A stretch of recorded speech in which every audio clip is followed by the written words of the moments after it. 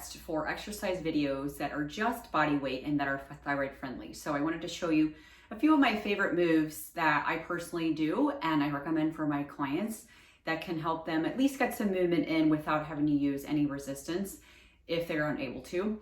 I also do recommend that as you progress along with doing bodyweight exercises that you do start adding in some type of resistance with it. That could be bands, that could be hand weights, that could be ankle weights, things like that. So I'm gonna go ahead and show you a few of my favorite ones. If you could do me a big favor first though, if you could go ahead and subscribe to my channel and then hit that bell so you get a notification every time that I release a new video. Squats are probably always going to be one of my favorite exercises that you can do. You can do it in various different ways. You can do with your feet shoulder width apart, just sticking your butt back like you're sitting down in a chair. I'm not gonna sit down right now because my dog is here with me.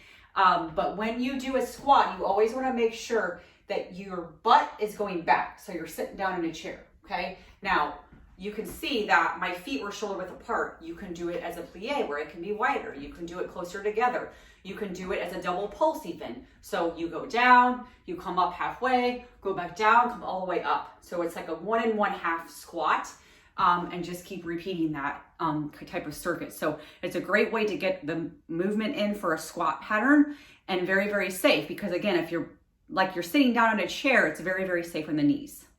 You can also do a variation where you're doing a split squat. So a split squat looks like a stationary lunge. So one foot is forward, one foot is back, and you're just gonna come straight down. Now, when you do this, you want to be sure, watch what that knee is doing. You don't want it driving way over your toes. You wanna sit down like you're bringing this back butt cheek down to the floor, like that.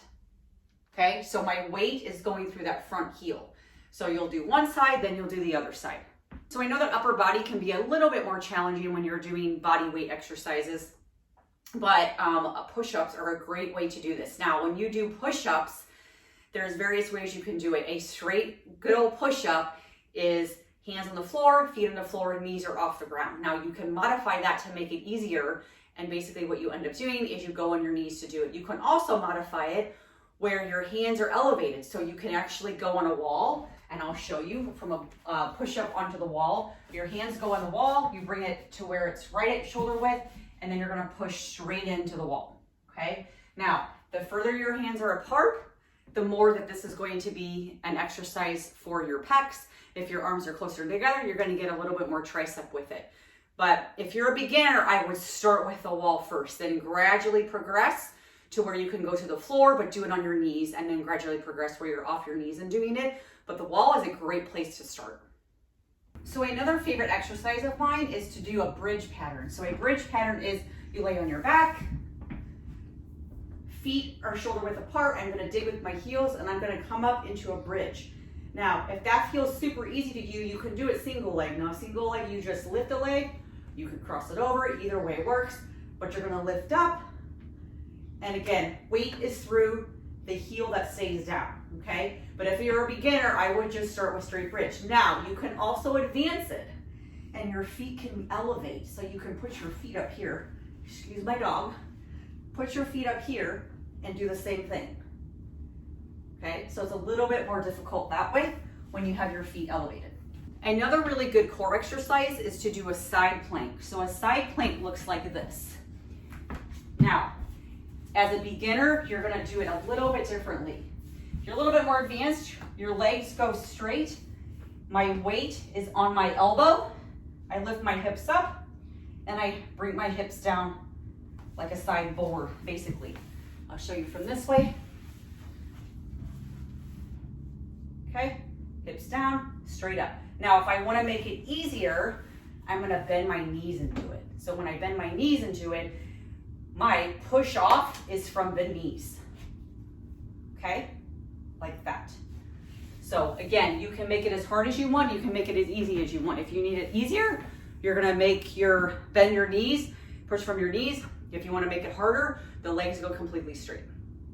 So one other exercise that I like to do for the arms is something called dips. You can make it as hard as easy as you need to make it, but what you're gonna do is you're gonna grab a chair. So you can do it from a chair, you can do it from a coffee table, but I'm gonna turn it so you can see what I mean. My butt comes off, my elbows go back, like that, okay?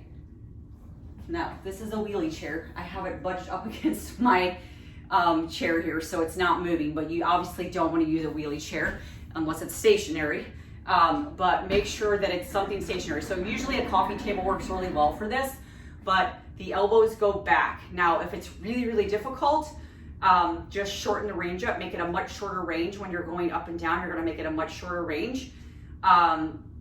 You can also, if you bring your feet way out, it's gonna make it harder. If you bring them in a little bit, that will make it easier. So just kind of set it up so that it's easiest for you.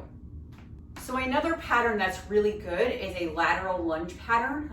When you do this, one leg is going to stay bent and the other leg is going to stay straight. So when I go out to the side, this leg stays straight, this leg is going to bend, okay? So the leg that stays stationary stays straight.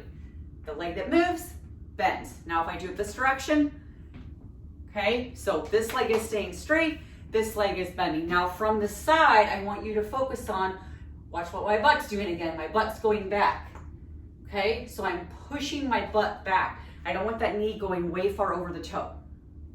So these are some of my favorite exercises that are body weight and that are very, very thyroid friendly. If there's other exercises that you would like to know more about, definitely drop a comment below, or if you have questions about how you can advance any of these exercises, absolutely let me know, reach out. I'm more than happy to help you, and I will see you on the next video. Bye.